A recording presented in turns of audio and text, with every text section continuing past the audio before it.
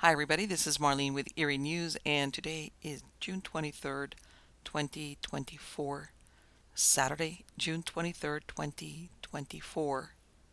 And as usual, our first story is out of Stranger Than Fiction Stories. This one is titled The Curse of the Blennerhassetts. Can a place be tainted by the misdeeds of those that live there? Can the land remember even when they have all gone to their graves? The curse of the Blennerhassetts came about due to the action of Harman Blennerhassett Sr. He was born in 1764, the son of Conway and Elizabeth Blennerhassett in England. However, in 1766, the family returned to Castle Conway, the family estate in County Kerry, Ireland. He was the youngest of 3 sons and 6 daughters, and he went on to study the law. Harman inherited the family estate in 1792. He joined the Society of United Irishmen, which evolved into a militant radical group. In 1794, when he was 30 years old, he was sent to pick up his niece, Margaret Agnew, at her boarding school. She was the daughter of Major Robert Agnew, governor of the Isle of Man, and his sister Catherine. Instead of returning the girl to her family, he ran off with her, and they married. The scandal was so great the couple had to flee Ireland 2 years later and went to America. He sold his estate in Ireland to his cousin, Lord Ventry. However, there is one problem with this version of what happened. In 1794, Margaret was 23 years old and not a schoolgirl. Whatever the circumstances of how this illicit relationship blossomed, it ended in an illegal marriage, since a union between an uncle and a niece was considered incest. A record for the nuptials has never been found. Margaret, as a consequence, was disinherited by her family. The couple bought a 174-acre tract of land on an island on the Ohio River, 1.5 miles downstream from what is present-day Parkersburg, West Virginia. This land once belonged to George Washington, but was thereafter known as Blennerhassett Island. They built a 7,000-square-foot sumptuous residence that was completed in 1800. The couple adopted their first child named Dominic, born in 1799. He was the son of a French doctor and the grandson of Elijah Backus, who sold them the land on the Ohio River. In 1801, they had a daughter named Margaret, who died in 1803. The same year, they had their son, Harman Jr. He would become a lawyer, but ended his days as an invalid, being looked after by his mother. He died at age 50 in a poorhouse after his mother passed away.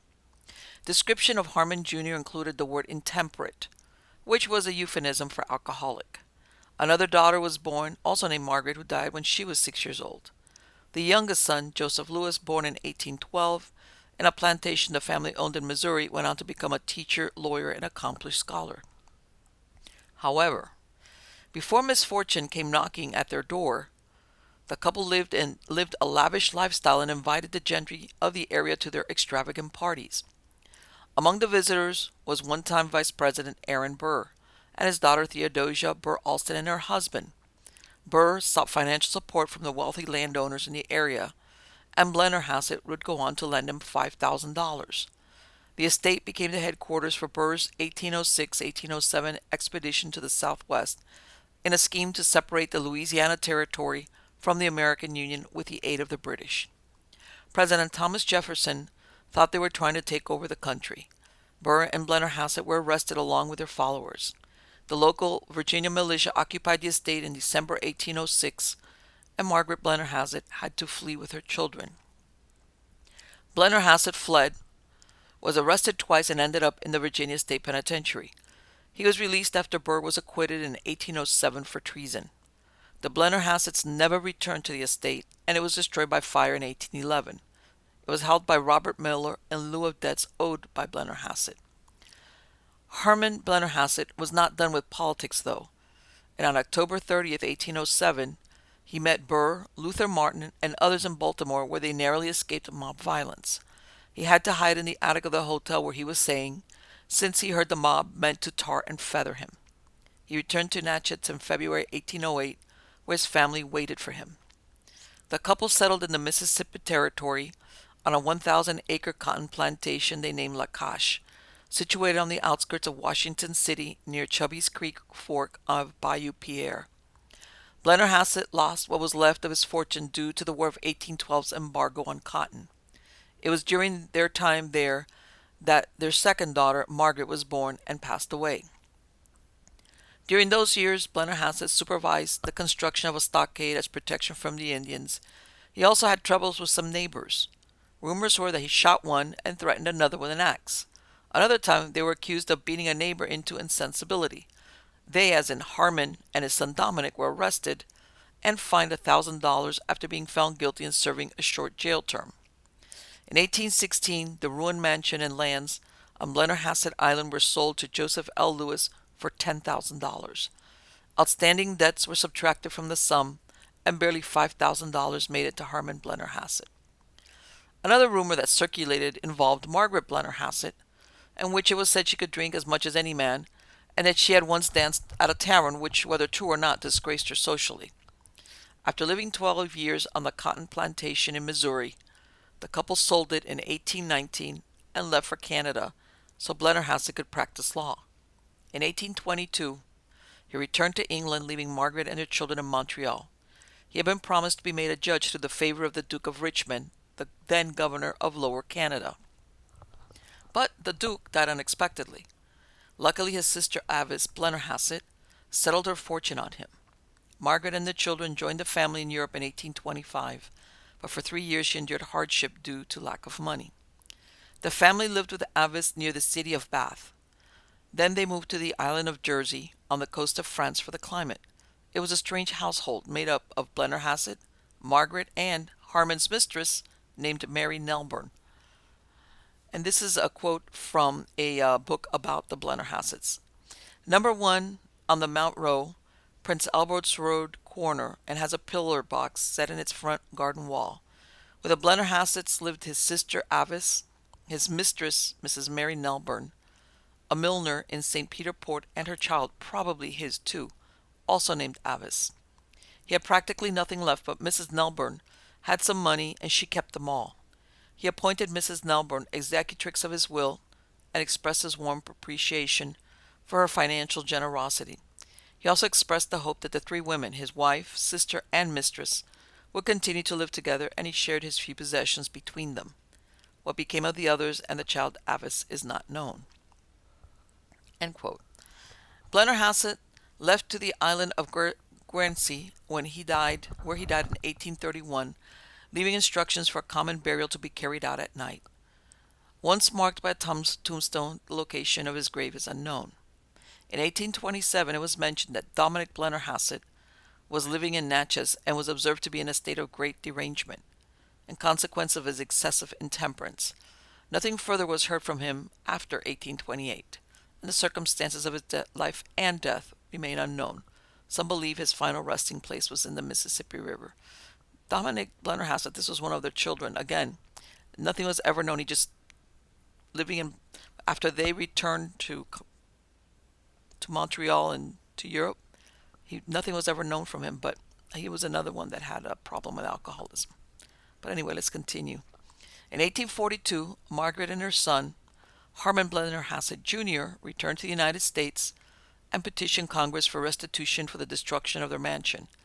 Joseph Lewis Blennerhassett, who had taught in Ireland and Wales, returned with them to help his mother in her petition to the government. Margaret and Harmon Jr., who was an invalid, lived in a tenement in New York. Before she was granted compensation, she died on June 16, 1842, in a poorhouse in New York City, and was buried in the New York vault of their family friend Robert Emmett, located at St. Paul's at Broadway. Her son Harmon followed her to the grave in 1854 and was buried in the same location. In 1862, Harmon Blennerhassett's last surviving son, Joseph Lewis, died. But in a strange twist, his son, Edward Blennerhassett, who lived in St. Louis, was involved in treasonous activity in 1861. He, along with a gang of 16 persons, were arrested opposite the arsenal. They were suspected of trying to recruit for the rebel army. It wasn't until 1901 that the true relationship between Harmon Blennerhassett and Margaret Agnew came to light to the world at large. No doubt the families kept the secret of the incestuous union very quiet. The state of West Virginia reconstructed the Blennerhassett mansion in 1984 on its original foundation, where it is presently the site of a state park. In 1996, the bodies of Margaret and Harmon Jr. were reburied on the island in a historical Episcopal ceremony. Despite having lived less than 10 years on Blennerhassett Island, the family is said to haunt the land. One of the stories concerns the burial of 2-year-old Margaret, laid to rest before her family fled. The gravesite became abandoned and the marker was washed away when the island flooded. One legend claims 2 farmers, while plowing a field near where the mansion once stood, unearthed a tiny skeleton, which they reburied in an unmarked grave. The location to this day is unknown. In the early 70s, either an archaeologist or a surveyor was camping near the old summer kitchen. That night, he saw a tall lady come towards him, which was unusual since no boats were running at this time. The lady didn't say a word, but walked around as if she were looking for something. He ran for his tent and didn't come out until the sun came up. The description fits Margaret Blennerhassett. It seems her ghost is spotted all over the island, sometimes with a book in her hand. Another story involves campers who heard rustling outside their tent, and when they peeked out they saw a tall lady reading some of the books they had brought with them. There are also stories of horses behaving erratically when brought to the island, and a ghost child seen only by children. Minnie Kendall Lowther, in her 1939 book Blennerhassett Island in Romance and Tragedy, noted the following quote: "As we already know, Harmon Blennerhassett and his wife wandered and suffered until they found graves divided by the tossing deep. Their children, blighted by dissipation, were a sad disappointment, and their descendants were entirely wiped out early in the second generation. Theodosia Burr and Margaret Blennerhassett were equally favored with the advantages of birth, wealth, and education. Everything bespoke promise and happiness.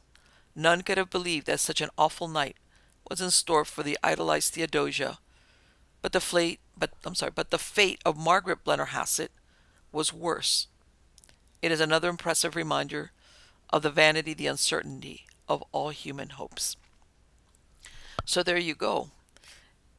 Here's this very wealthy Irish lord, runs off with his niece, and of course have to flee Ireland because the scandal especially was very great. And basically, I think that everything went down for them when he became involved with Aaron Burr, which of course was well known for having fought Alexander Hamilton in a duel and killing him. And I think that after them, his life was pretty good, but didn't do so well after that, because of course he got involved in unsavory politics. So anyway, let's keep going. This is also from Stranger Than Fiction Stories, and this is has to do with the story about the Blennerhassetts, but from a different angle. And this is titled Catherine's Curse and the Murder of Elma Sands. In 1799, a young woman named Julema or Elma Sands was killed. Her reputation was shredded during her murder trial. However, no one was ever punished for the deed. Most of those surrounding the incident, who perhaps cheated her of justice, suffered a series of misfortunes in the years that followed. The Manhattan Company well murder. The Manhattan Company supplied New York City with water. The company was owned by Aaron Burr. Among the wells sunk by the company was one on Lawrence Street, later renamed to South Fifth Avenue. It stood in an open field. A resident who lived close by was Elias Ring, a Quaker and well-to-do merchant who lived with his family in a mansion at 372 Pearl Street. The place was known as the Ring Boarding House. He resided there with his wife Catherine, 2 orphan nieces, one of them named Hope, the other Julema or Elma Sands, and everything was fine until one day Elma falls in love with a gentleman by the name of Levi Hinckley Weeks, who was a boarder at her uncle's home. On December 22nd, 1799, Elma tells her Aunt Catherine and her sister Hope that she's leaving with Levi Weeks in order to get married. Now, the relatives are not surprised, since they suspected a romance between the 2 young people, and they approved of the match since Levi was a carpenter and his brother was a well-to-do builder. Now remember, this is New York, very early New York. Revolutionary War ended maybe like 20 years before.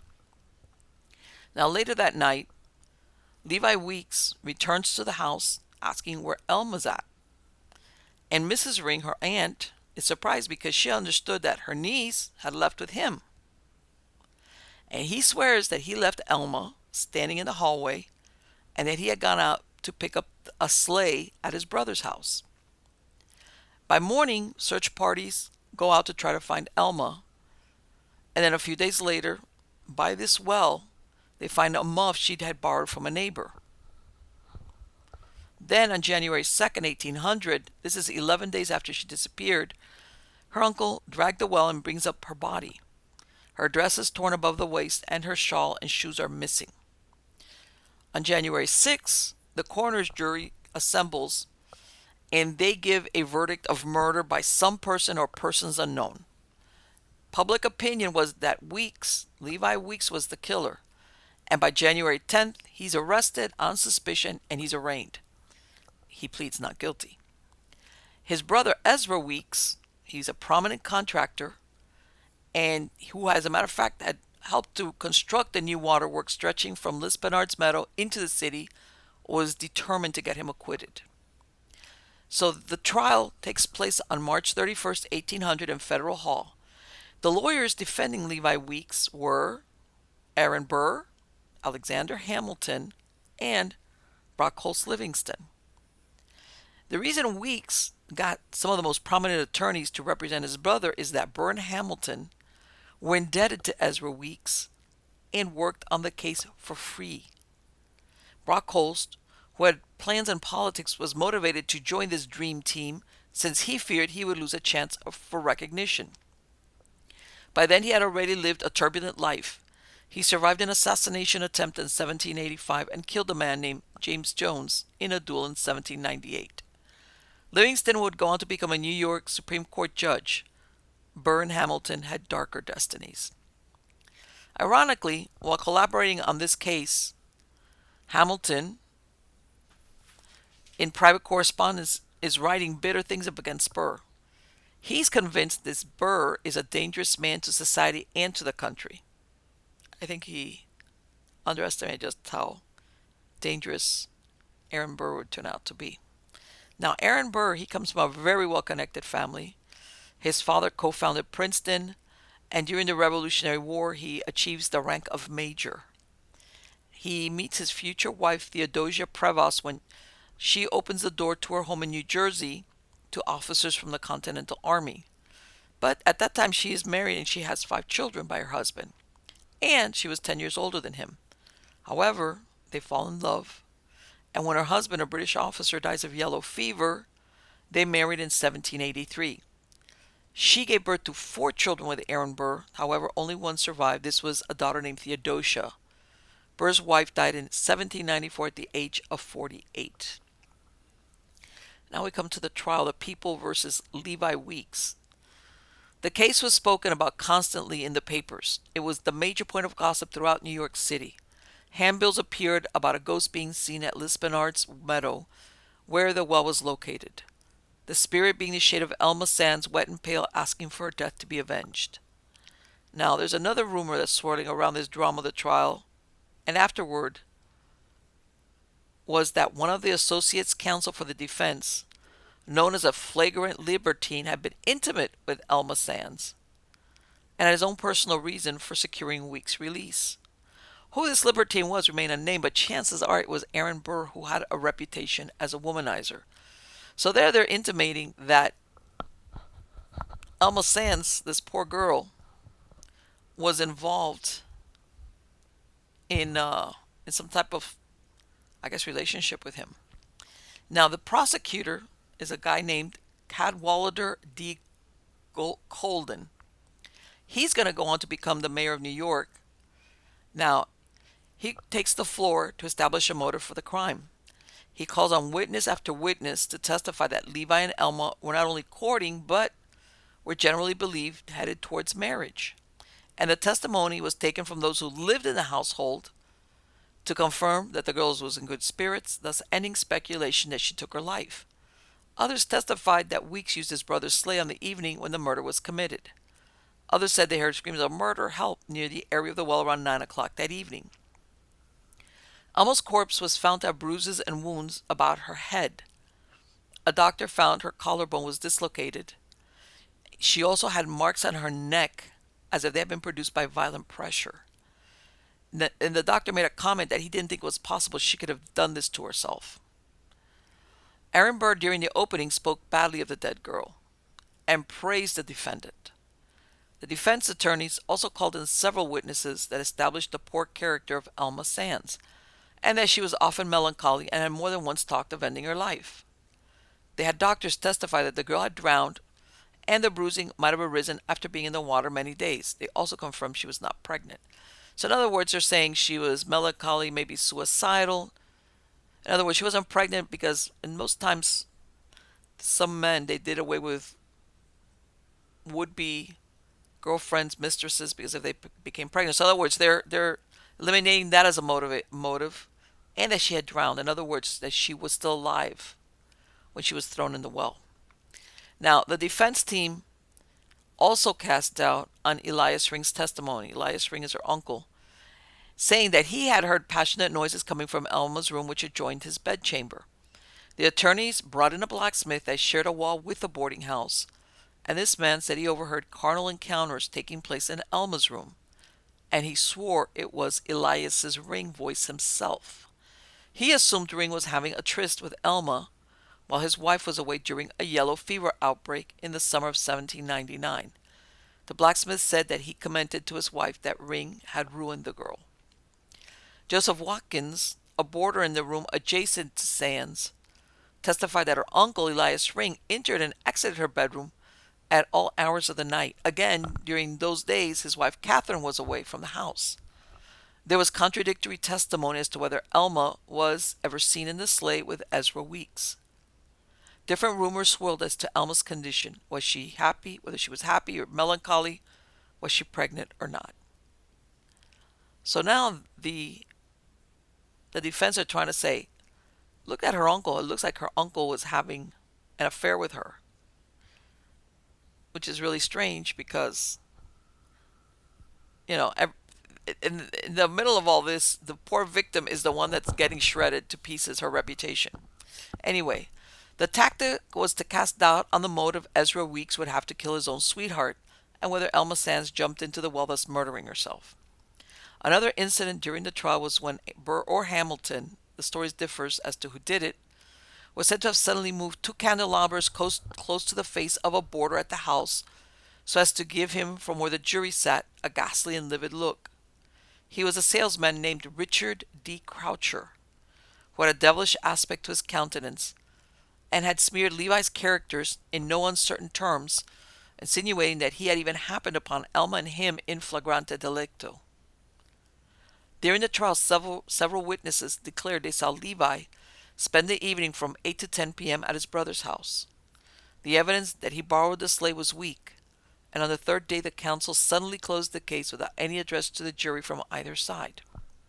Judge John Tech Ike Lansing, somewhat annoyed at not having time to review the testimony, instructed the jury that there was not sufficient evidence to justify them bringing in a verdict of guilty. The jury retired and brought in a verdict of not guilty in less than 10 minutes. It was reported in the newspapers that Catherine Ring, who was Elma's aunt, said to Alexander Hamilton and Aaron Burr at the rendering of the verdict, "If thee dies a natural death, I shall think there is no justice in God." There was no other investigation into who killed Elma Sands and threw her into a well. The defense team kept insisting that Elma had committed suicide, so the search for her killer would be moot if she died by her own hand. However, this wouldn't be the first victim who was relegated to being a suicide when in truth she was the victim of a murder. It wouldn't be long before those who left her unavenged were visited by misfortune. On November 23, 1801, this is a year after Levi Wicks is acquitted, Philip Hamilton, age 19, met a young lawyer named George I. Aker, who he challenged to a duel. Philip Hamilton, by the way, is Alexander Hamilton's oldest child. A single bullet enters Philip's body, and he never got a shot off. He was carried to his parents' home, where he died the following day. He was said to have been Hamilton's favorite child.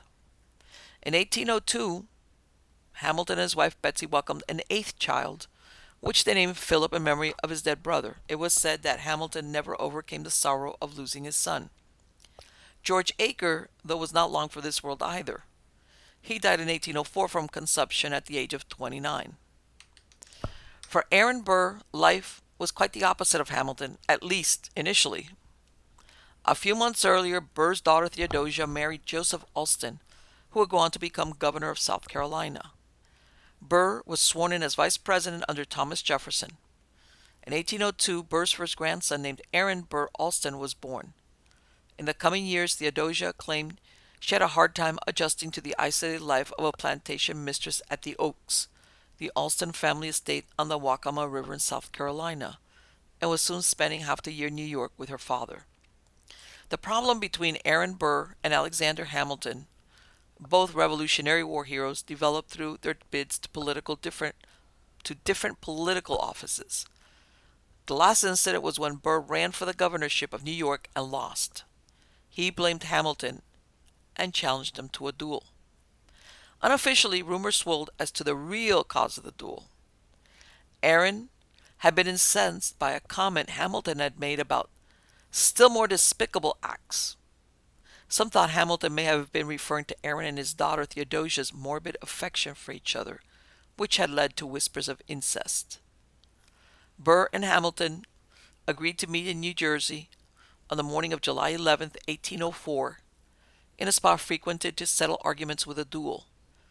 Hamilton's own son Philip had been killed at this very spot 3 years before. When the duel took place, Burr was widowed and his daughter was married. Hamilton, on the other hand, was the head of a large family which depended solely on his earnings. Both men, though owning a large amount of land, were deeply in debt. Even though they had met to fight a duel, when Burr killed Hamilton, the public was outraged. An indictment was issued against Burr, but the case never reached trial. He finished serving his term as vice president, however his political aspirations were quashed. Then he headed west to establish a new country comprised of the Louisiana Purchase and Mexico. Conspiring with James Wilkinson, commander-in-chief of the U.S. Army and governor of the northern Louisiana Territory, Burr hatched a plot to conquer some of Louisiana, maybe even Mexico, and crown himself emperor. He also dragged in others who had funded the expedition. One was Harmon Blennerhassett, who was arrested in disgrace. So you see, this guy Aaron Burr, as you'll see, everybody that comes in his orbit suffers for it, including himself. In 1807, Burr's accused of treason. He gets to sneak out of Natchez, but he's found and arrested in Alabama, and they take him to trial in Richmond, Virginia. However, he's found not guilty. With the help of his daughter Theodosia, he smuggles himself out of the country and heads for Europe. However, his political career and his reputation are ruined. Now, let's get back to, remember, Catherine Ring, Elma Sands' aunt, put a curse on these guys, and I think they all kind of some got it worse than others. We go to Levi Weeks, the poor guy that was accused of killing Elma Sands. When this happened, he was 24 years old. So even though he's acquitted, he's ostracized by the citizens of the city, and their hostility forces him to leave New York. By 1805, he's made stops in Ohio and Kentucky before he settles in Natchez. He marries Anne Greenleaf on January 17, 1813. He was a successful architect and builder, but he was not destined for old age since he died in 1819 when he was only 43 years old. I don't know what he died from, but yes. He goes out there because remember, he comes from a family of builders and things. And yeah, he dies within less than 20 years after that whole court thing that he's accused of murdering Elma Sands. Then we move on to Judge John Lansing. All right. On the evening of December 12, 1829, Chief Justice John Lansing, who presided over the Weeks trial, he leaves the City Hotel bound for Albany to post an important letter. A steamboat which lay at the foot of Cedar Street would transport the mail packets. Judge Lansing never returned from his errand and vanished without a trace. His disappearance has never been explained. Some insisted he hanged himself in the garret of the city hall and that his friends buried him secretly. Others said he fell into the slip and drowned. And many years later, a memoir of the newspaper publisher Thurlow Weed suggested that Lansing was murdered by political opponents. Another theory suggests that Lansing was murdered by a group of people who were opposed to his views on the Erie Canal, which connected the Atlantic Ocean to the Great Lakes. Now remember, by 1829, this gentleman was born in 1754. So, you think about that, and that's like 66. He was 46 and 29. He was, even for that age, in other words, he was an older man. That you think, he's getting in the way of political things, but I don't think he was long for this world anyway. The life expectancy was not that long. In other words, he was already advanced in years, but again, his body's never been found. No trace of him has ever been found, whether he drowned, was killed, abducted, I don't know. All right. Then we go on to Aaron Burr's daughter, Theodosia Burr Alston. Now, with her father flees off to Europe, this is in a self-imposed exile, her health, which has never been good, starts getting really bad. And it's believed she's suffering from uterine cancer. The trauma of the birth of her first and only child made it difficult to have intercourse, and there were no other children. So in June 1812, Burr's beloved grandson, nicknamed Gampy, died of malaria. Amid the sorrow of losing their one child, Joseph Alston was elected as governor of South Carolina in December 1812. Also, America is on the brink of war with Britain, and Burr made inquiries to verify he would not be arrested if he returns to New York. His health was bad, he was penniless, and his only grandson had died. The murder charges against him were dropped, and he resumed practicing law. He wrote his daughter asking her to join him in New York. So here's this man. He goes off to Europe. He spends maybe about, I would estimate, like maybe 5-6 years. But there's a war about to break out between Britain again. And I guess he's afraid of coming back to the United States, thinking they're going to arrest me for murder over the duel. Even though it was a duel, but... So I guess it's found out, no, they're not going to arrest him, so he comes back. However, his health is bad, has no money, his grandchild has died, and he resumes practicing law. And again, he's asking his daughter to join him in New York, all right? Which, there's always like this weird relationship thing going on with him and his daughter. I don't know. Now, what happens is, with his new responsibilities in the War of 1812 underway, Joseph cannot accompany his wife Theodosia to see her father. And to make sure his grieving wife travels safely, remember they had just lost their son, he asks a friend named Dr. Timothy Green to accompany her. And they leave on December 31st, 1812, on a small schooner named Patriot.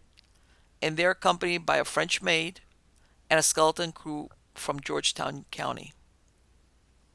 By February 24th, 1813, we're talking here almost 2 months, no word had reached either her husband or her father, and Theodosia's whereabouts could not be determined. Despite his political success, Joseph Alston, that a broken man in 1816, age 37, he never learned the fate of his wife. 2 years later, because he came from a wealthy Carolinian, South Carolina family, here he is become governor of South Carolina, but his son dies, and for all intents and purposes, his wife has died because he doesn't know what happened to her, so he dies 3 years later. Now, there's always been a lot of rumors as to what happened to the Patriot and Theodosia. Some believe the ship had been captured by pirates who hunted prey in the waters of the Outer Banks. Through the years, several men, once pirates, made deathbed confessions about the fate of Theodosia Burr Alston. In one, the ship was scuttled with all on board. In another version, Theodosia is made to walk the plank, and ultimately that she commits suicide instead of submitting to a pirate captain named Octave Chauvet. Other stories were more far-fetched. One placed Theodosia in Texas, the wife of an Indian. In another, she was taken to Bermuda and became a pirate's mistress. Considering the state of her health, these scenarios were improbable. In 1813, Theodosia was lost at sea. Burr was never able to recapture success as a lawyer or politician, and by 1830, only by the kindness of his friends was he able to support himself. Now, enter another player into this. Burr's salvation arrived in the form of a wealthy widow, 20 years junior, named Eliza Jumel. They married in 1833. He's 77 years old, and of course that makes her 57. Now, Burr's reason for the marriage was obvious. He needed her wealth. He, in turn, gave her what she lacked, which was a connection to New York's upper crust. She was born Elizabeth Betsy Brown in Rhode Island on April 2nd, 1775. And sometimes they say that that date of birth was incorrect. It's earlier, 1769. Her mother, named Phoebe, in her youth was an indentured servant, and her father, John Bowen, was a sailor. When she's 7 years old, Eliza is living in a brothel with her mother. Then in 1784, she and her sister Polly were sent to a workhouse. And soon the sisters are living with their mother, Anne Patience Ingram, a widow cited for, quote, keeping a house of bad fame. In other words, a brothel. And her father drowned in 1786. From what I understand, even though her parents were together, apparently when this man would go off to sea and would be gone quite a long time, her mother would have to resort for different ways to put food on the table, which is why maybe they ended up being indentured and living in a brothel, because he was around but not really. So in 1790, her mother marries Jonathan Clark. He's an itinerant cobbler. They end up in North Carolina, and they both die in 1798 from a yellow fever outbreak. Eliza goes on to be indentured to a sea captain and his family, and it's believed this man was Jacques Delacroix, who fathered her illegitimate child born in 1794. She became his mistress, and it's believed she even traveled to France with him. She named the boy George Washington Bowen and gave him to foster parents. She moved to New York City a few weeks later. Eliza, now 19, changed her name to Eliza Brown. She worked in the theater and possibly as a domestic servant to keep food on the table. Then, a gentleman named Etienne Jumel, who came from a wealthy French Haitian merchant family, came to America in 1795. And he has to leave quickly because there's a slave insurrection in Haiti that drove him from the coffee plantation his family owned. Now, during those years that Elma Sands was being murdered and Burr shoots Hamilton in a duel, Etienne and Eliza meet, and he sets her up as his mistress. Jumel amassed a fortune in the wine business. Not a year went by that a ship from Bordeaux arrived laden with brandy, wine, and dried goods from Monsieur Jumel. He lived with Eliza at a mansion at Whitehall and Pearl Streets. Adjoining the house were stables and a shop. This was not far from the Ring boarding house.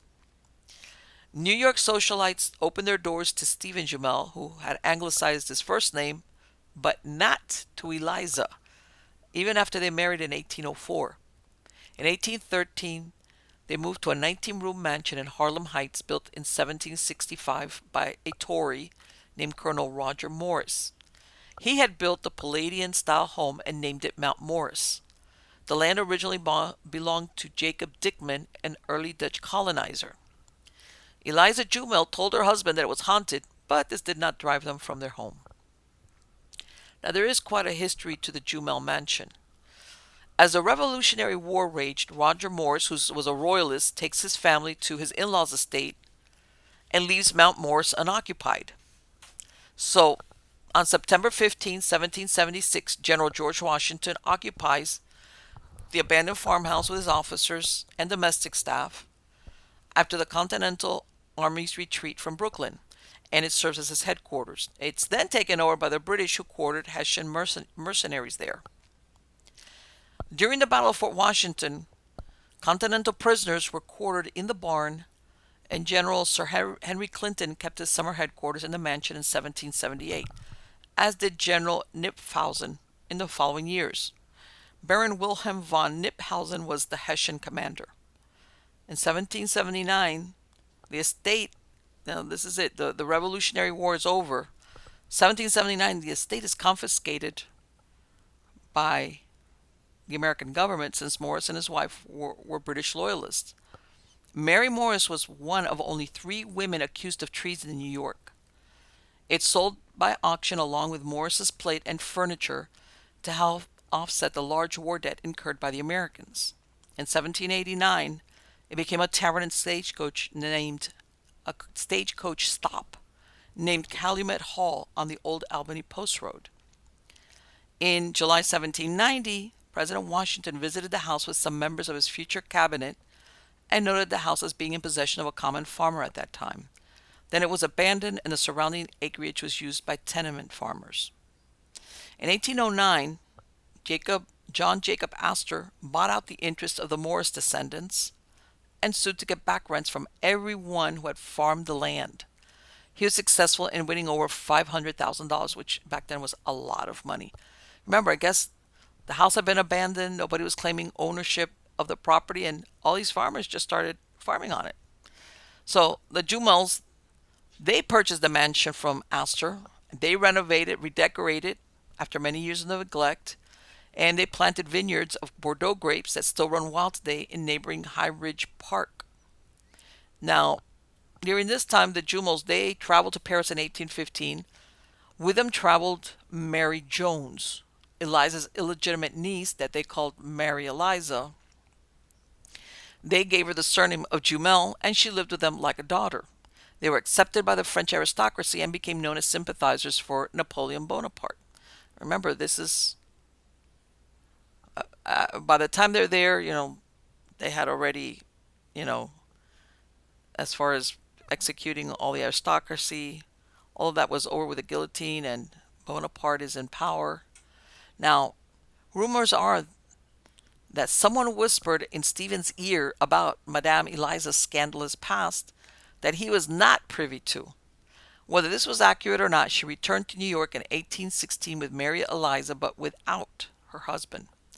5 years passed before she returned to France and Stephen. However, by then, the parents' branch of the business was faltering. In 1826, he sent her back to New York with a power of attorney and instructions to sell the property and send him the money. She executed the sale but kept the money.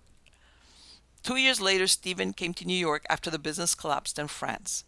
He fell from a hay cart and died on May 22, 1832.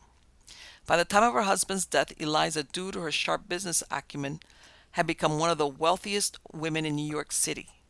During those years she traveled to Europe, she amassed a large art collection. She also traveled to Saratoga Springs and bought over 200 acres of land. She built a house there named the Tuileries. However, despite her success in becoming a rich woman, the one thing that escaped her and which she wanted desperately was to be accepted by New York's elite families. 14 months after she became a widow, Eliza married Aaron Burr. It did not take her long to realize she was the only one with business acumen, and if she left her finances in Burr's hand, he would squander it away in short order. She named Alexander Hamilton Jr.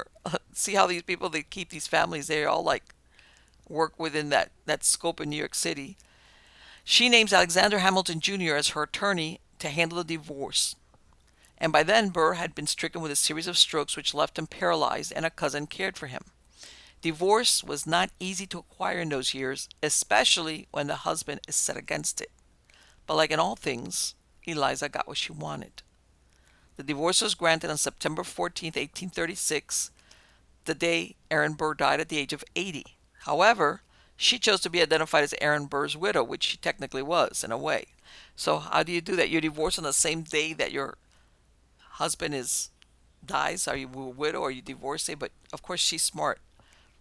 There was that to be divorced in those times was not good.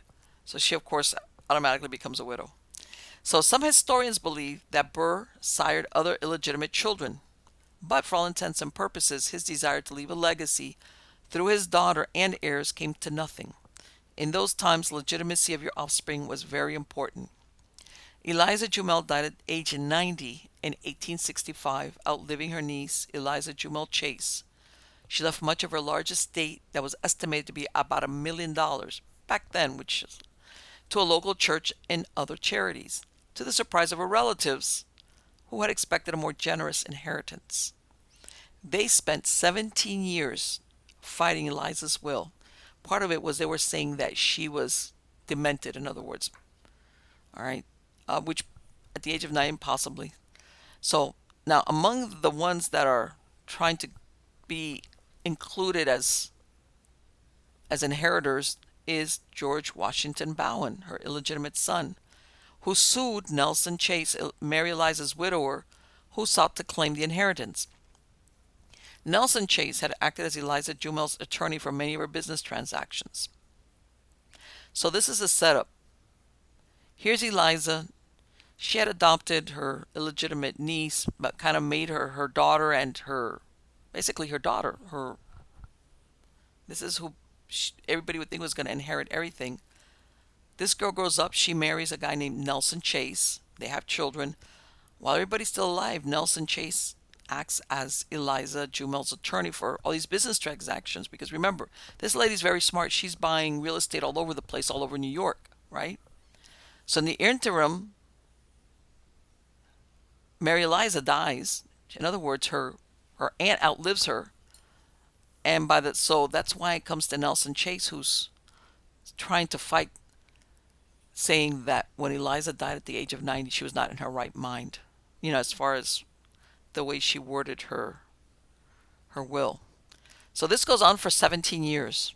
Now, an interesting piece of testimony came from a woman named Anne van der Voort, age 65. She's born in Providence, Rhode Island, who said she received from her mother, who was Eliza Jumel's sister, an old book with an inscription on the flyleaf that read, quote, George Washington Bowen, born of Eliza Bowen, at my house in town Providence, Rhode Island, October 9, 1794, Reuben Ballou. Reuben Ballou, turns out, was a young major in the Revolutionary Army and used to carry dispatches. His wife was a midwife who seems assisted at the birth of Eliza's child, which is George Washington Bowen. So during this time, Ballou is thrown from his horse, and while he's at home recuperating, he's visited several times by General George Washington. It was then that the rumor circulated that George Washington Bowen's biological father, was General Washington. Now remember, now it's been explored saying that Eliza was running around with this Captain Delacroix. But here they're saying, no, George Washington got together with her and is the father of her baby. Later, Anne van der Voort admitted that naming George Washington as Bowen's father started out only as a joke. This admission killed Bowen's lawsuit for his mother's inheritance. The winners of this long court battle was Nelson Chase, even though the drawn-out court proceedings ate much of the settlement. They sold their property in 1887. French photographer Louis Le Prince and his family took up residence in 1889. Le Prince mysteriously disappeared in 1890, and what happened to him has never come to light. Yes, this man disappeared and he's never been found. Nobody knew what happened. Murdered, nothing. Then after them, from 1894 to 1903, General Ferdinand Earle and his wife Lily, with their children, they live at the Jumel Mansion. However, they called the estate Earle Cliff.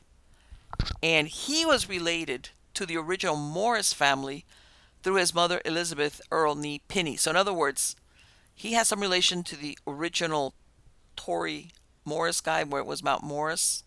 Funny how many years later who ends up there. So Lily Earle headed the Washington Heights Society of the Children of the American Revolution. She hosted several events at the mansion, including meetings of the Sons of the American Revolution, which General Earle belonged to. After General Earle's death, Lily sold the house and 2 surrounding acres to the Daughters of the American Revolution, who in turn asked the city of New York to step in and assist in the restoration of the only pre-revolutionary house still left, and where the Battle of Harlem Heights took place. The structure faced demolition. They took it over, more than likely because Washington had headquartered there for about 3 weeks. It became the Morris Jumel Mansion Museum in 1904, and the first public celebration of Washington's birthday by the city of New York was held there in 1905. Now we come to the ghost reveal, which is the haunting of the Jumel Mansion. Occasionally, visitors to the museum would report meeting a lady that fit the description of Eliza Jumel. Another phantom was a Hessian soldier said to have died on the stairs. A third restless spirit was a maid who had jumped out a window. Now, the curators were not happy with this and ignored all the stories. Instead, they focused on the few weeks General Washington had stayed there. In 1964, Hans Holzer visits the mansion twice with a psychic named Ethel Myers. Supposedly, they contact Stephen Jumel, who says he was murdered by Eliza, which contradicts a review of the letters sent between the couples when he lived in France and she was in New York, and which they appeared to be fond of each other. The story of the children's encounters was the following quote: January 19th, 1964, a small group of school-aged kids had arrived early to see the tour of the mansion. As they waited to be let in, they became restless. Then they saw on the balcony above them a lady in a flimsy purple gown who told them shush in an effort to quiet and calm them down. Then she went right through the closed doors of the room behind the balcony. When the curator, Mrs. C, arrived to let them in, they asked her why the lady in the balcony didn't open up the building. There wasn't any lady on the balcony, and all then realized it was a ghost that had been seen. Mrs. C realized then that the mansion was haunted. The lady that was seen on the balcony was believed to be Madame Jumel herself, as she fit the description. Now, one of the other players is Theodosia Burr Alston. So remember, she's lost at sea in 1813. Nobody knows what happened to her. Fast forward to 1866. There's a doctor named William Gaskins Poole, and he buys 50 acres bordering on the ocean at or near Nag's Head. He lives in Elizabeth City, but he vacations at Nag's Head. And makes you wonder if maybe it was Theodosia's spirit that in 1869 steers him to the cottage of an ailing woman named Polly Mann. He brings his daughter Anna with him to visit this house, Polly Mann's house, which is on Bald Head Island. This is North Carolina. Now, inside it's very murky, dark. Now, both Dr. Poole and his daughter are surprised by this portrait of a beautiful young girl or woman about 25 years of age. Now, Polly tells them both that her father, Joseph Toller, had been a wrecker, who are the people that scavenge the ships that wash up on the Outer Banks. He, along with some other men, came upon a scuttled empty schooner near Kitty Hawk during the War of 1812. In one of the cabins, they find luxurious items and dresses. One of the items was the portrait. So, perhaps Polly's father was one of those that were known to walk a donkey with a lantern on its neck on the shores of the island during stormy weather. The bobbing light would lure vessels into the sandbars where it would become stuck. The men on shore would swarm the ship, plunder the goods, and leave no witnesses behind. Now, Dr. Poole, what he does is he takes the portrait in payment for his services because he already suspects who is the lady in the painting. And this is the 18 by 12 portrait. It's unsigned, but it's believed to be the work of John Vanderlyn. Dr. Poole contacts Theodosia's family, telling them, I believe it's her, but none of them had met her. And there's only one sister-in-law, Mary Alston Pringle, who had met Theodosia, but she couldn't confirm it was her either. The portrait right now is at the Yale University's Lewis Walpole Library. Now, in later years, there have been reports of a semi-transparent woman walking along the shoreline on Bald Head Island. She's wearing a long white dress and has never spoken to anyone, and some believe this is Theodosia's ghost still stuck in 1813. Now, we're going to bring back in a player that was there at the very beginning when the Elma Sands murder trial was going on. His name is Richard D. Croucher. Remember, he's the boarder at the Ring household. And is he the real culprit?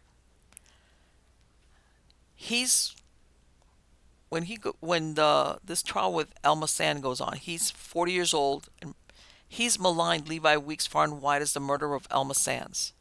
And many believe that he was trying to create prejudice against Weeks before the trial. And now, fast forward, in July of 1800, he's accused of rape of his own stepdaughter.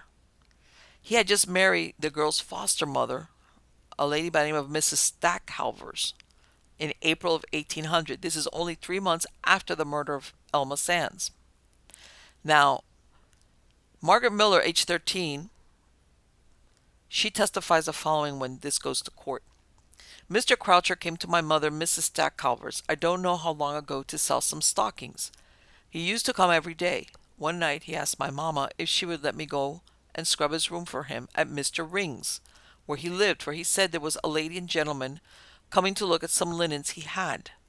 She said at first she did not know whether I might or not, but at last she consented. He said he wanted me to go that night so that I might be there very early in the morning, and that I might sleep with a servant girl in the house if I would go.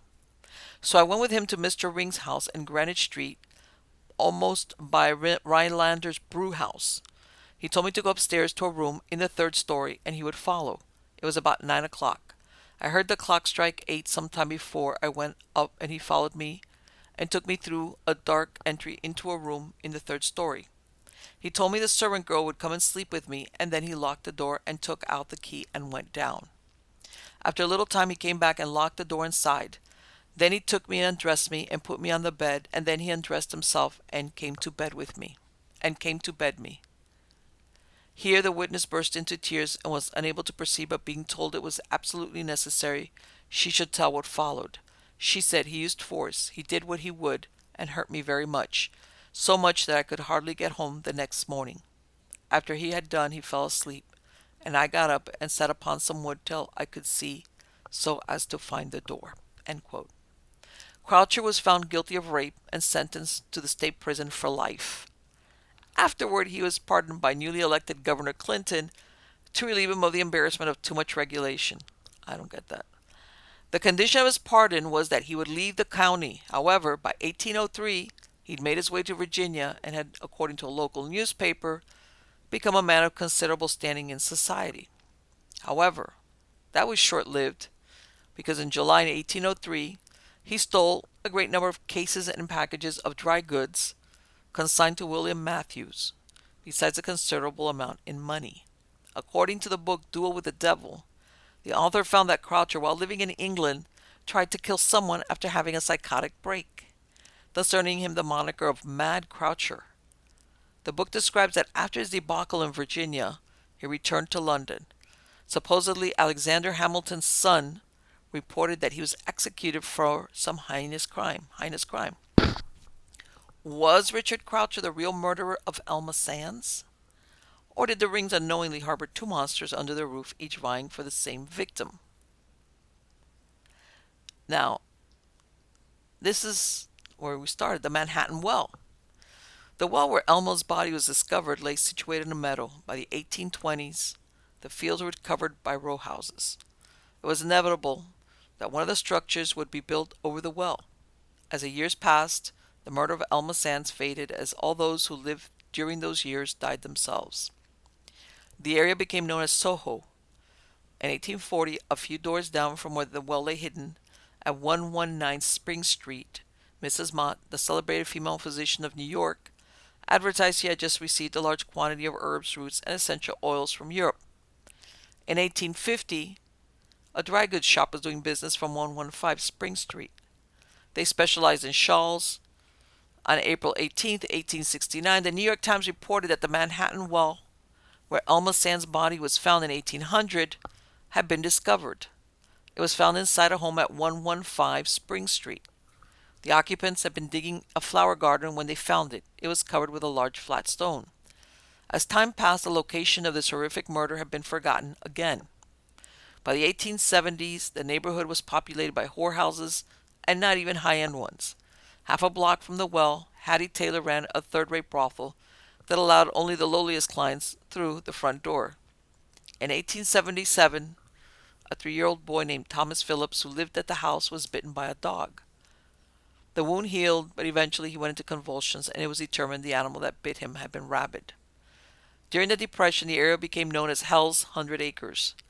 Perhaps it was then that the building was renumbered to 129 Spring Street. In the 1950s, the Manhattan Bistro opened at 129 Spring Street.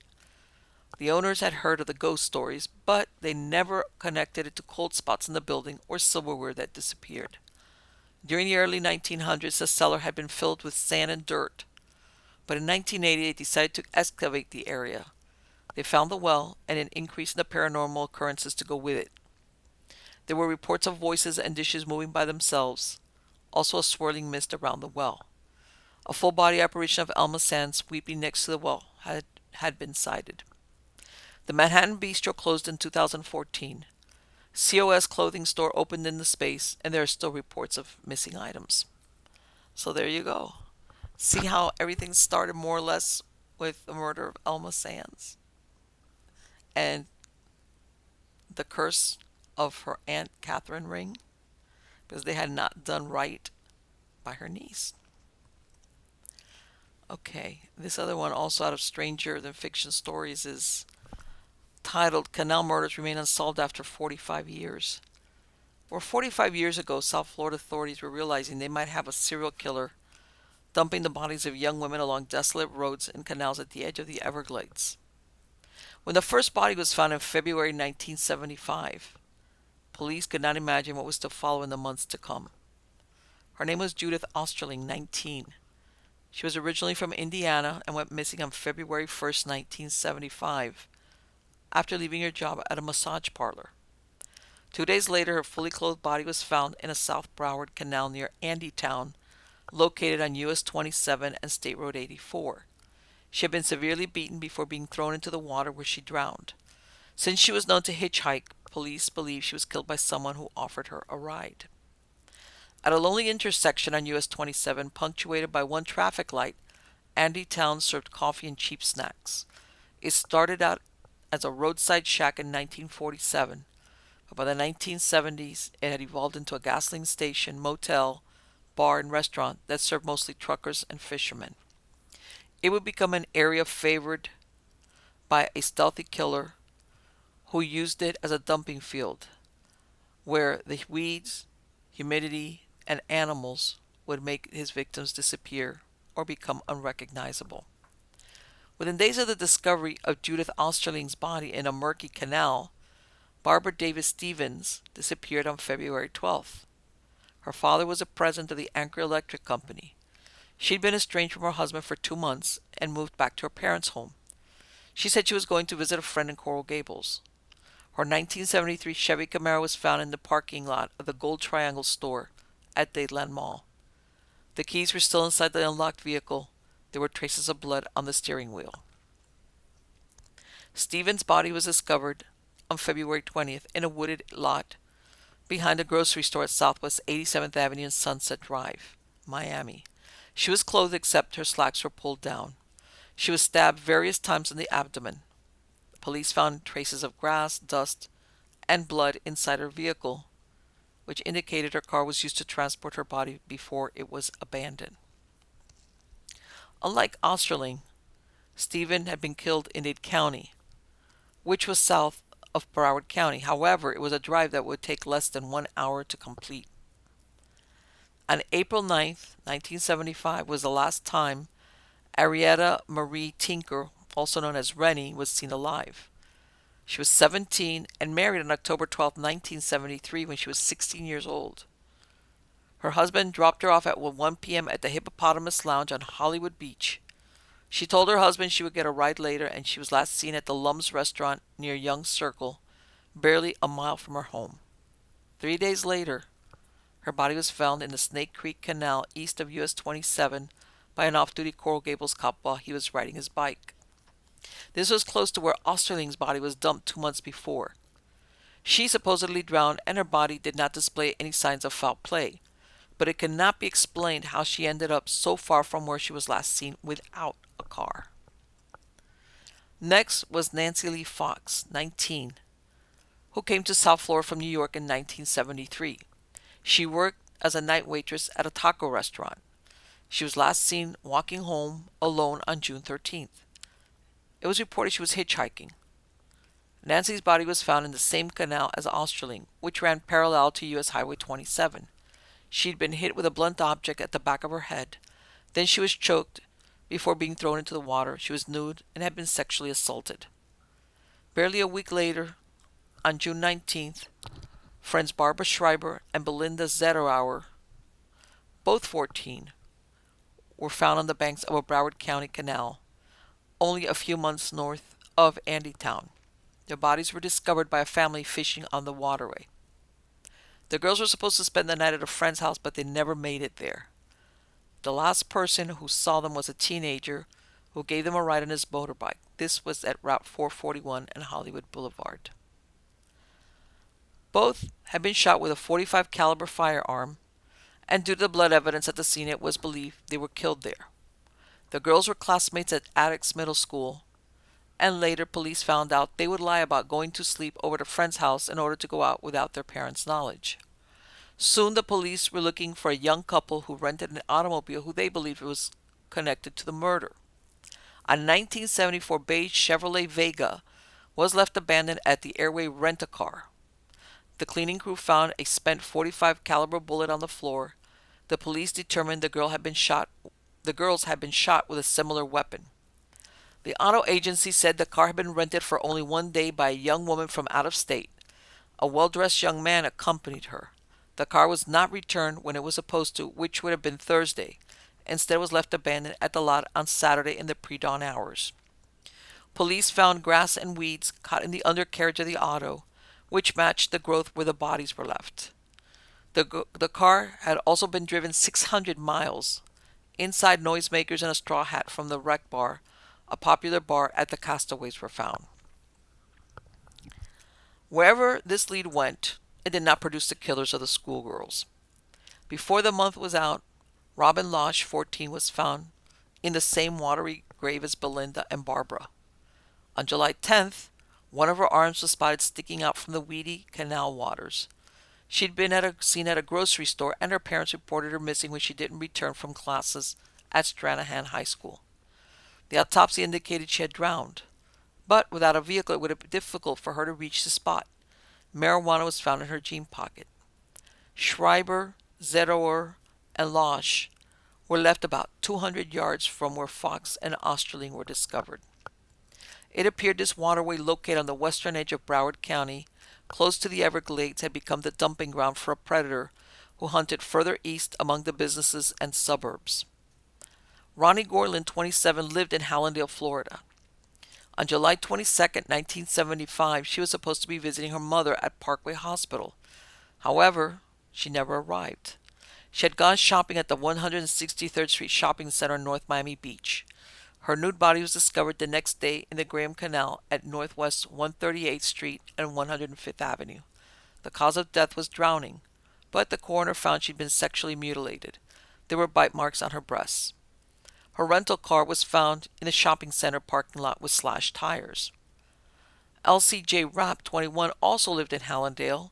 She was holding down a summer job and planned to return to her home in Flushing, New York in September. On July 30th, she went to the same shopping center. Like Ronnie Gorlin, her rental car, a yellow Vega, was found with a flat tire. Her landlady called the police when she failed to return to her apartment. She also called Elise's parents to tell them of her disappearance. A road worker found her body in the same canal as Ronnie Gorlin, by the Capoletti Rock Pit on Northwest 138th Street. She drowned, but she had also been struck in the head and sexually abused. Due to decomposition, it was difficult to determine if her genitals had been mutilated like Rapp. Police believed the killer would offer to help the women after deflating the tires. The cause of death for both women was listed as drowning, but a knife had been used on both of them. The women discovered in Broward County had either been shot or bludgeoned in the head. Most had been stripped of clothing and had been sexually molested. Patterns were developing that seemed to point to one perpetrator. Even though the locations where these women were last seen was in 2 counties, there was only a distance of approximately 7 miles from the 163rd Street Shopping Center in Dade County and Young Circle in Hollywood, which is in Broward County.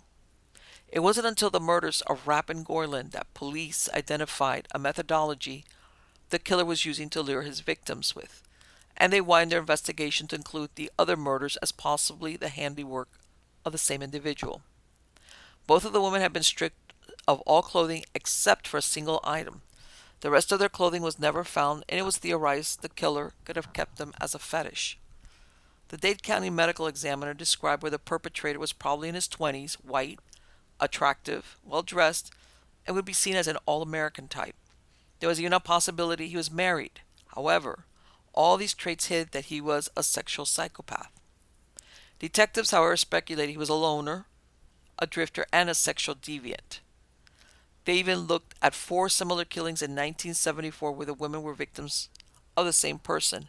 In other words, the ME are describing one type of perpetrator, but the detectives are thinking, he's a loner, a drifter, and a sexual deviant. Women who frequented the 163rd Street shopping center were warned about accepting help from strangers posing as good Samaritans, especially if they found one of their car tires deflated. On August 17, 1975, Esmeralda Chaviano Gordon, 24, a school teacher, was discovered dead on a dirt road close to a canal on Southwest 56th Street and 135th Avenue in Miami.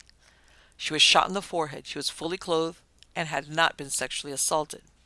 Her husband was Seth Gordon, the administrative aide to then Senator Kenneth Myers. They had been married 4 years. The morning of her death, the couple had gone to a garage sale, and in the afternoon, Esmeralda decided to go shopping on her own. Her car was not discovered until a few days later. It was abandoned at the same garage that served the 163rd Street shopping center in North Miami, where Rapp and Gorland's autos were found. The vehicle had been parked there only 2 hours before it was reported to police. An amateur sleuth who had heard of the murder, including those of Rapp and Gorland, decided to see if the vehicle would be found at the parking garage. He was right. There was dried blood on the front passenger seat and door, enough to lead police to believe she had been shot inside the auto. They could find no other fingerprints that did not belong to her or her husband. Could the publicity about the murders have forced the killer to change his MO? Later on, police believed she was not targeted by the same killer and at one point looked at her husband, Seth Gordon, as a prime suspect, but no arrests were ever made concerning her murder. In 2000, Miami-Dade State Attorney Catherine Fernandez Rundle fired Seth Gordon, 52. Once she was informed by police he was still a suspect in the shooting death of his wife in 1975. Since her death, he had remarried and his political career had grown. He was a well-recognized Democratic fundraiser and lobbyist, and he worked with a state attorney as a publicist on her third re-election campaign. He denied committing the crime, but a 25-year-old cold case could cast a long shadow. 2 months after Esmeralda's murder, on October 10, 1975, a skeleton was found in the Everglades covered by muck and grass. The police, unfortunately familiar with that stretch of land. During the past summer, the corpses of 4 women were discovered only a few miles from the spot. This was the 10th murder. An autopsy found she'd been shot in the head. She was killed 30 to 90 days before the discovery of the remains. She had long brown hair, stood 5 feet 7 inches tall, and the medical examiners estimated her age at 15 to 25. Her wisdom teeth hadn't come through, so it was believed she was a teenager. Molars in the upper and lower jaw had been extracted. She had no cavities. The police believe she'd been killed elsewhere, stripped of her clothing, and then buried in a shallow grave. This victim has never been identified. Marlene Kingery Annabelli arrived in South Florida on October 17, 1975, for a week-long getaway. She disappeared on October 22nd. 3 days later, in a desolate field off Southwest 163rd Avenue and Griffin Road, the smell of death announced where Marlene's body lay, hidden by pieces of wood. A motorcyclist saw part of her body among the tall weeds before he ran off to notify police. The petite young woman was strangled to death by a rope and had been pummeled savagely in the abdomen. She was fully clothed and there was no sign of sexual assault. She had no known enemies or led a risky lifestyle. She was a secretary who lived in Pennsylvania. The police had no leads as to who killed her. Her estranged husband came from Pennsylvania to identify her body but couldn't do so because of the state of decomposition. However, dental records and fingerprints confirmed her identity. All 10 murders were unsolved, and only 2 were definitely connected. Gorland and Rapp, who were found in the same canal south of the Dade-Broward County line, and whose cars were abandoned in the same garage with flat tires. Mary Coppola, 15, a sophomore at South Dade High School in Homestead, Florida, disappeared September of 1975. She lived with her parents and 6 siblings. She didn't come from a broken home, was an average student, and this would have been her first year in high school, which many teenagers mark as an important event in their lives. Mary was an introvert. However, based on interviews with some of her friends, she was leading a double life. She had run away in August and founded a nearby Burger King by her mother. Her parents had sought counseling for her, but perhaps they didn't know the extent of Mary's insistence of putting herself at risk. While she attended Redland Middle School, she was seen with a man in his late 20s who often picked her up from the school bus stop and dropped her off at school. Not only was the difference in age a problem, but it was reported he was a drug pusher at the school as well. On September 2nd, 1975, Mary Ann was dropped at the Genesis Outreach, a counseling center for at-risk youth. Her counselor, Mike Freelander, later would tell authorities he couldn't recall if she had kept her appointment. That's very weird, by the way. This program worked in the community with individuals with drug problems, ranging from alcoholism to heroin addiction, so it seemed Mary was battling some type of drug problem. Her parents did not report her missing until she failed to show up for the first day of school at South Dade High School. Her skeletal remains were found on January 1st, 1976, by snake hunters in an area close to the Everglades at the county line between Monroe and Dade.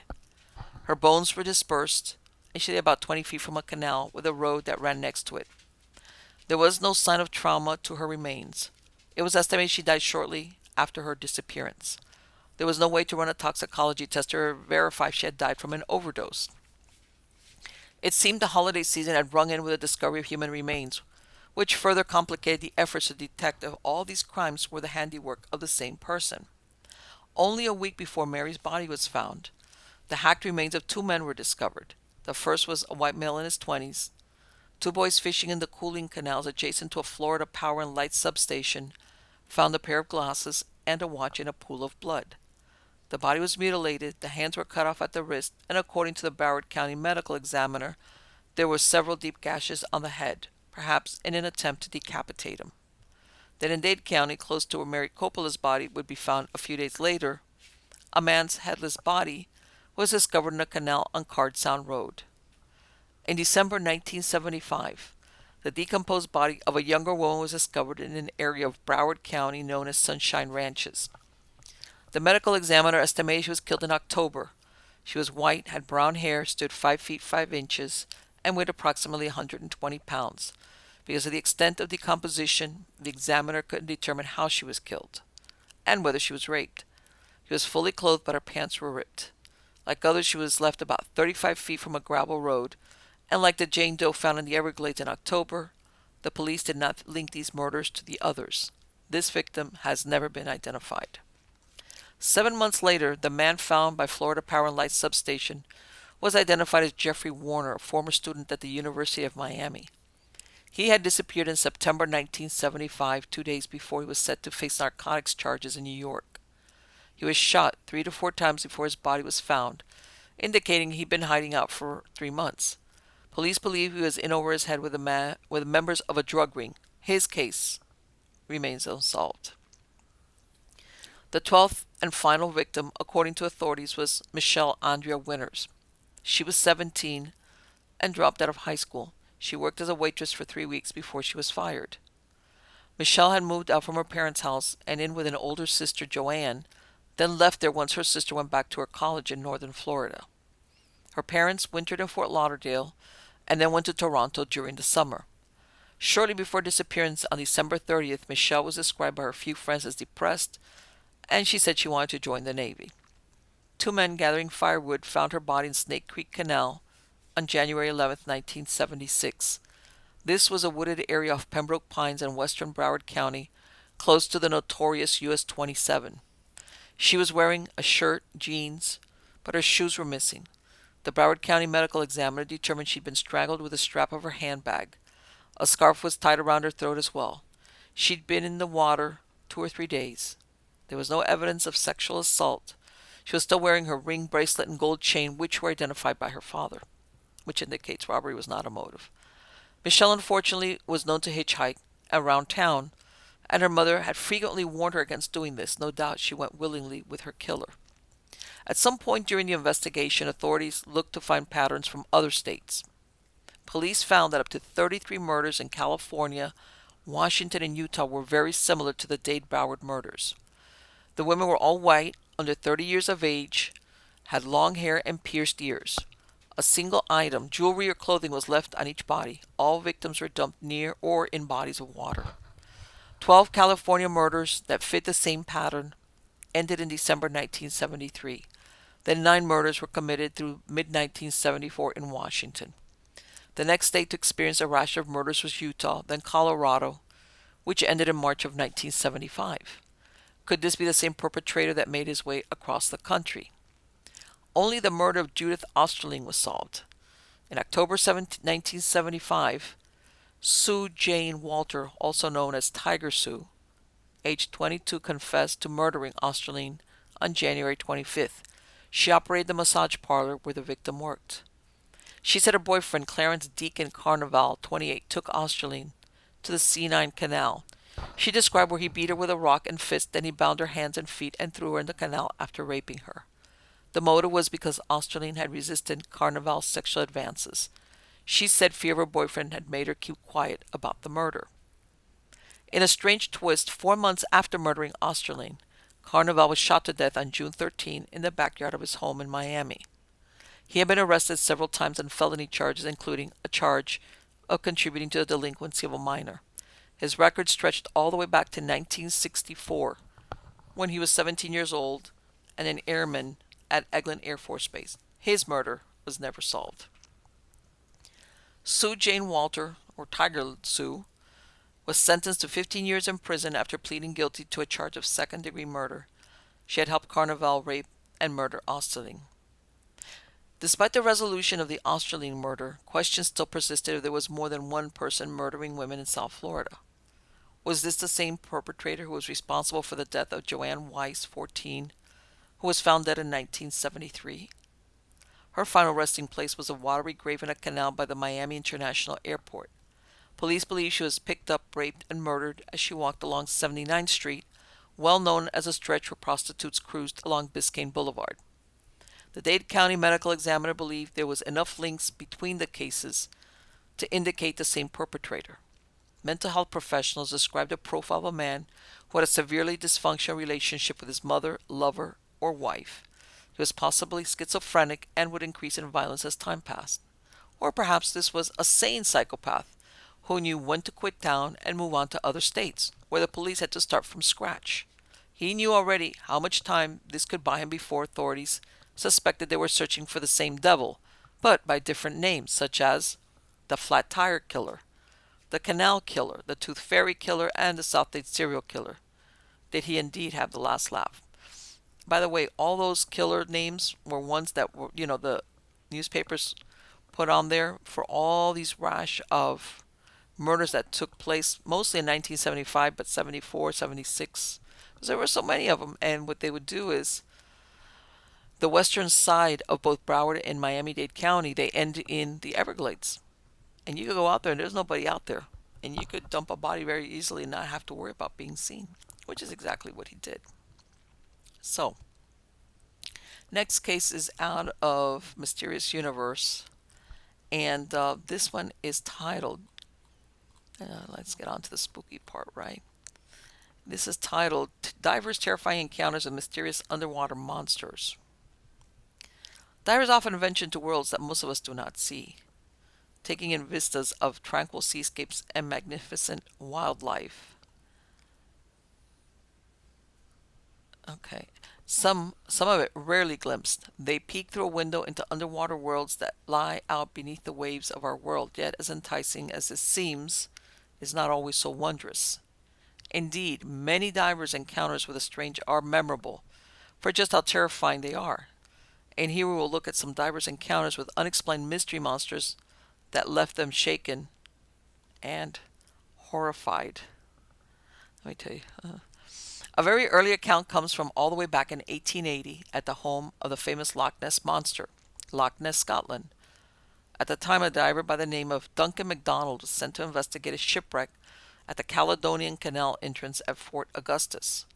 The dive was supposed to be routine and conditions were clear, but things would soon get chaotic and very mysterious. According to author Nicholas Witchell in his book, The Loch Ness Story, quote, not long after descending, he sent urgent signals on his line to be immediately brought back to the surface Shaken and ashen-faced, he refused to say what he had seen for several days.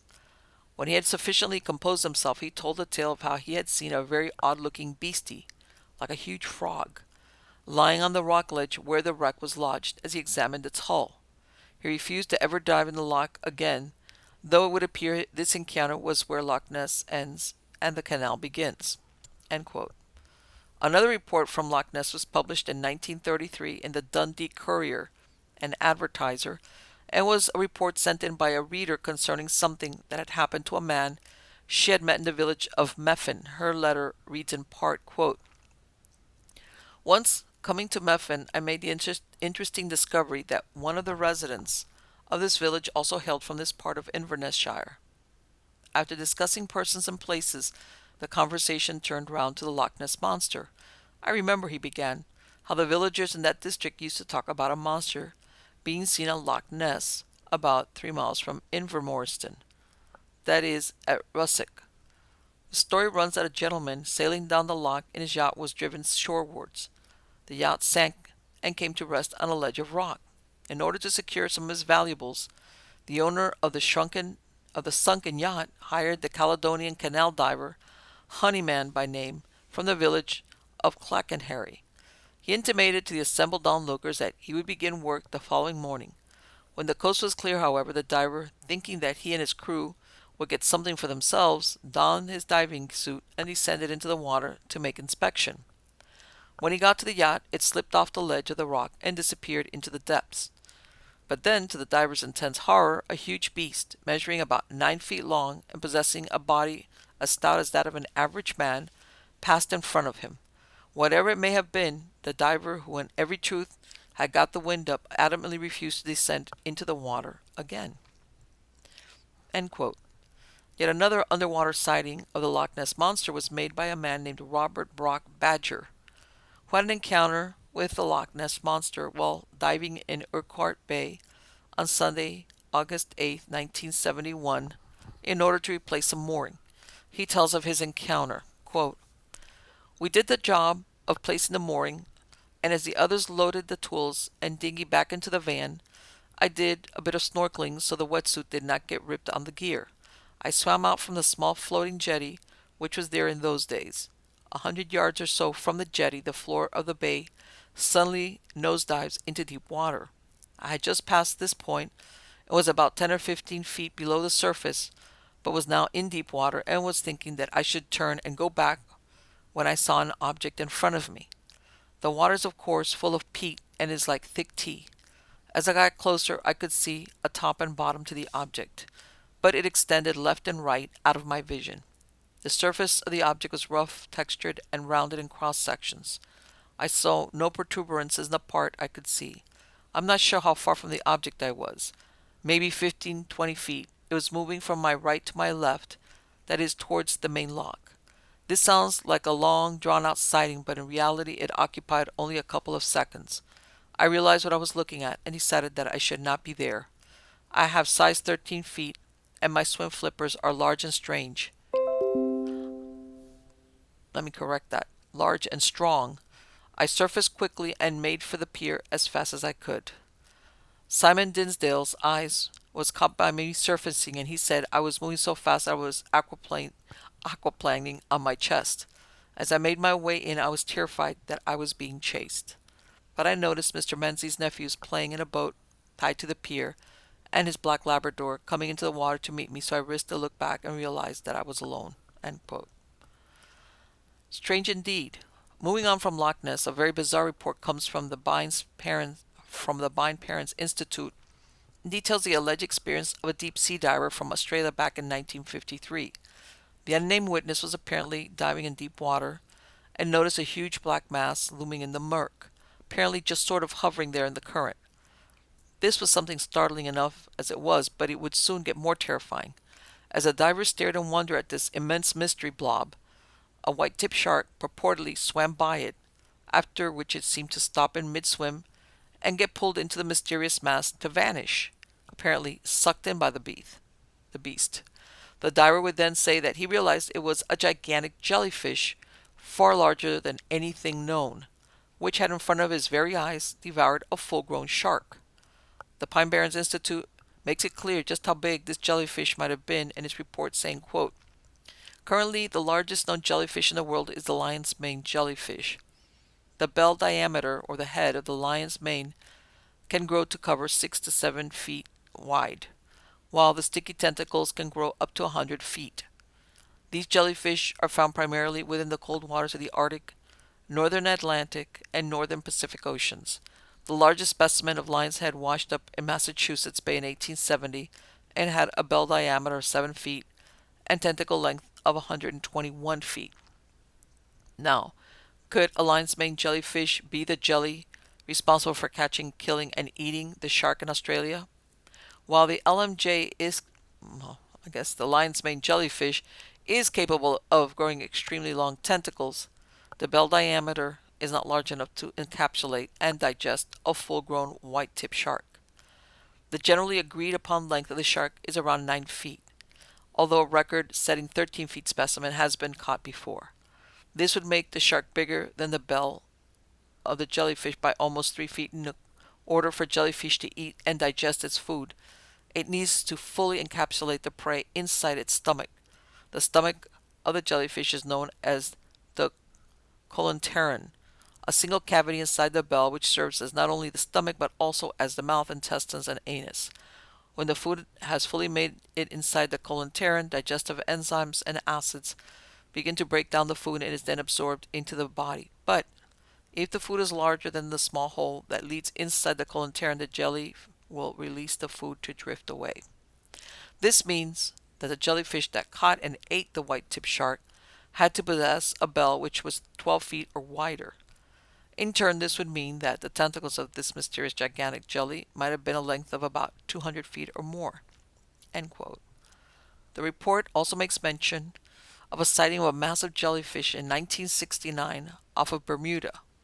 In this report, divers Richard Weiner and Pat Boatwright reported seeing a giant purplish-colored jellyfish with an almost pink outer bell rim pulsating through the water, with the diameter of its bell estimated as being nearly 100 feet across.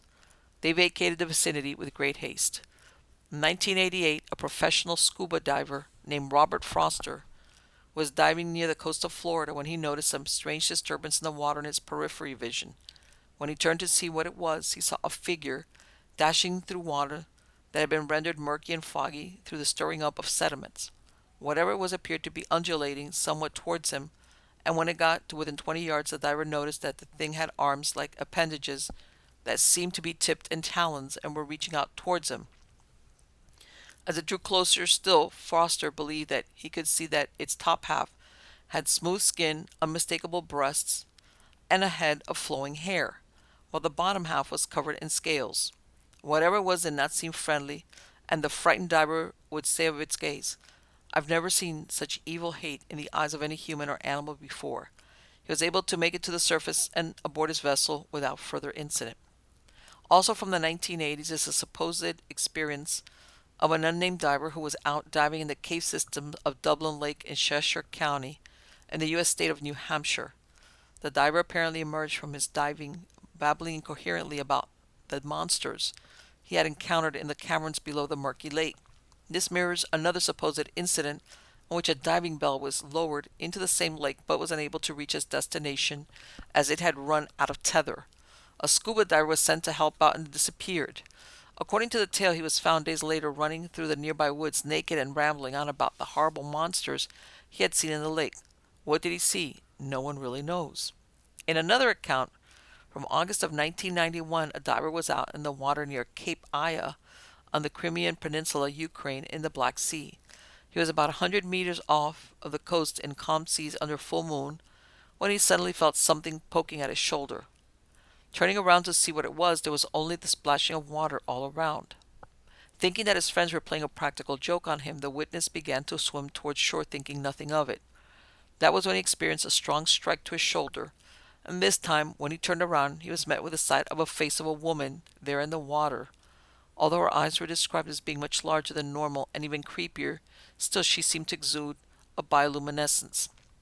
The scared witness immediately made his way towards shore with as much vigor as he could muster, and behind him he could hear thrashing in the water, which he forced himself not to look back at.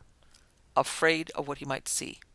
As he drew near to the shore, perhaps thinking that he was away from the thing that he had encountered, he felt another powerful jab to his shoulder, and he saw once again the face of the mysterious swimming woman, her eyes black and expressing what he called disappointment.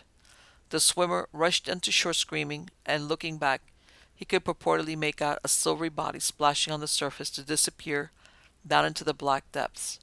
Although the terrifying experience was over, he found himself obsessed with what he had seen, even seeing the strange woman in his dreams, and felt compelled to go back several times to the same location but never saw her again. Just as frightening as any of these reports is an eyewitness account by Reddit user who had an encounter with something as if from a nightmare. The report reads, quote, I remember a couple of years ago a buddy of mine had rented a boat out for my birthday to go out on the sea with.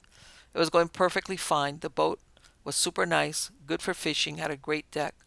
When he told me he was going to rent one, I thought to order a new fin to scuba with. It was a mono fin since I had never gotten a chance to use one. I'd been practicing with it, so it was perfect to use it out in the sea. We started to go out off the coast of the Cape, and the water was a bit chilly, but not ice cold. We were maybe 22 miles out from the coast, while still within eyesight of the shore. My friend brought fishing baits and rods for us to use later on. I was ready to get off the deck of the boat with my wetsuit and monofin, my tank resting on my arm before I was going to dunk in. After a couple of minutes, I had this really weird chill down my spine. Not paranoia, but superstition. I brushed it off and put on my tank on my back, followed by my goggles. I felt that weird superstition feeling again, but it quickly switched to paranoia when I saw a pair of glistening eyes in the ocean. At first, I thought it was a shark. I've had my fair share of training for 6 years with sharks and other deep ocean water creatures, so I thought I'd be able to handle this. It slowly started making its way towards me when I got a better glimpse of it. It was huge. And I mean massive. Its teeth were poking out the sides of its jaw, and even had razor-sharp fins. And I don't know this wasn't a shark because they have a more smooth, rubbery type of flesh. This one had scales like a snake. Blood was pouring out of its mouth. It looked like it was ready for its next meal. I attempted to hurry, but I was in shock. I finally got out of shock the moment it started to swim more swiftly, but the monofin could only go so fast in the water. My buddy was getting a little suspicious that I hadn't come up with anything from the depths of the ocean. He looked over the boat deck and I guess could see me attempting to swim for my life as a dark shadow was inching closer. I eventually reached the boat, and out of breath I told him to book it. We ended up not using the boat for the rest of the day and went home. To this day, I have no idea what it was, but in all my years of experience, I don't want to find out. End quote. Also, rather scary is a report from Lake Superior in the United States, where diver Todd Eli was diving out at the mouth of the Duluth Ship Canal on August 22, 2005. It was already a dangerous proposition as the area is known for its fierce currents that can easily carry a diver away. For this reason, they had hammered a 4-foot rebar spike into the sand, attaching the ends of their spools of guideline so they wouldn't get sucked away or lost. The witness says of what transpired next this way, quote, outside the Great Wall of the Canal, we swam over the sand through perfect visibility 40 feet deep, lacy light bands on our bodies from the day above. But at the canal's mouth, a wall of brown silt pushed miles out into the open water, an underwater river within the lake. Whirls and eddies sprouted along its length into the distance. To swim across the breadth of it, we'd have to enter zero visibility, like a zone of night. We readied our nerve and kicked into the gloom. In addition to the clicking sound of our guideline reels unwinding, I heard a thrumming sound, a guttural vibration I associated with an outboard motor sputtering on its way to starting up. We had timed our stunt to miss any cargo ship traffic. This sound was more like a pick of bones drumming thick tendons. It was biological and contained menace. Something heavy and fast bumped against me. At first I thought maybe it was a dead tree pushed by the current. Whatever it was grabbed my buddy and ran with him. I heard his guide reel spinning fast before it silenced. Our stake was dislodged, jerked from the lake bottom like a rod from the hands of an angler. My skin had been pierced, stabbing leaving a searing puncture wound. We had cast ourselves into the stream like bait. I really miss you, man. I feel terrible. End quote. Oh. To make it all eerier, the witness would later die from erythema, hypertension, and tachycardia with symptoms that included swelling and vomiting, all caused by some sort of unidentified nerve venom. What is going on here? In some cases, the monster is not even clearly observed, although this doesn't make the encounter any less bizarre or terrifying. Another encounter reads, quote, I'm in the Atlantic. Depth is about 30 to 50 feet with a lot of pocket reefs around. I swim away from a reef to see what is in that direction. Visibility is about 40 feet. In front of me, at the surface, right on the edge of visibility, I see a massive body. What I can see is around 2 to 3 feet thick and about 6 to 10 feet long. I can only see a body. I can't see a tail or head. It is a light silver with somewhat darker golden or brown stripes. It was only there for a second. It must have been turning to go the other direction, and I only saw a part of its body. I had never seen anything like that. I was curious and intrigued. I started to swim towards it to see what it was. I got about 12 feet in that direction when a fright came through my body. It was a primal, undeniable feeling of absolute dread and horror. My body was telling me that whatever that thing was, I needed to get the hell out of the water as fast as I could. I stopped swimming towards it and immediately pivoted back to the boat. I swam on my back so I could keep looking behind me, in the direction that the thing had been. I don't know what that thing was, but it was massive. It was a giant, and I was a fly. Some part of my animal brain knew what it was, and it knew that it was a danger. End quote.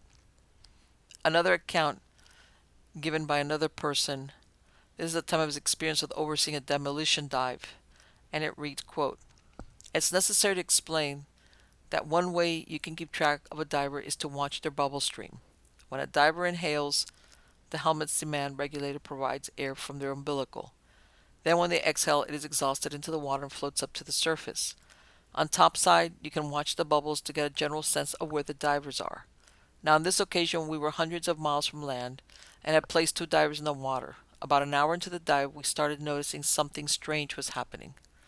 There were 3 distinct bubble streams coming from where they were working.